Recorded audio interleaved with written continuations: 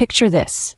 The year is 1961. The Cold War is at its peak, and tensions between the United States and the Soviet Union are simmering. The world is a chessboard, with nations caught in the crossfire of ideological warfare. The specter of communism is spreading, casting a long shadow over the Western Hemisphere. Amidst this turmoil, one country raises the alarm in the United States, Cuba. Under the command of Fidel Castro, a leader unafraid to challenge the status quo. And so the United States hatched a plan to overthrow Fidel Castro's regime. On April 17, 1961, an invasion force of about 1,400 Cuban exiles, trained and funded by the CIA, landed at the Bay of Pigs on the southern coast of Cuba.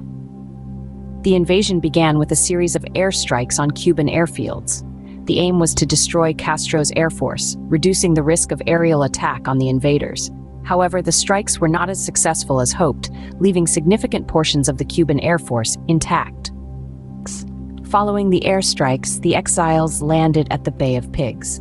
They were confident, expecting support from the Cuban population to rally against Castro's regime. But this anticipated uprising did not materialize. The exiles found themselves alone and outnumbered, facing a well-prepared and well-armed Cuban military. The ensuing battle was swift and brutal. The exiles, despite their training and American-supplied weaponry, were no match for Castro's forces. The Cuban military, aided by the remaining air force, launched a counteroffensive that quickly overpowered the invaders. The invasion force, once hopeful of igniting a revolution, found themselves on the back foot. Surrounded and outnumbered, they fought valiantly but were eventually overwhelmed. By April 20th, the invasion had effectively ended, with Cuban forces capturing the remaining exiles.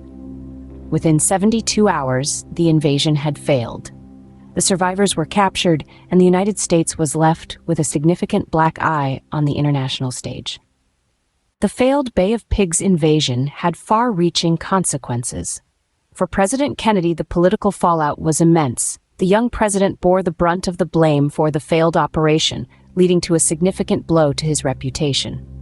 In Cuba, the botched invasion had the opposite effect.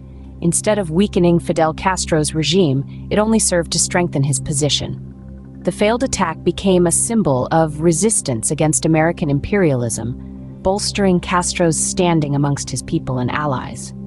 Meanwhile, U.S.-Cuba relations spiraled even further downward. The incident only deepened the mistrust and tension between the two nations, setting the stage for decades of strained relations.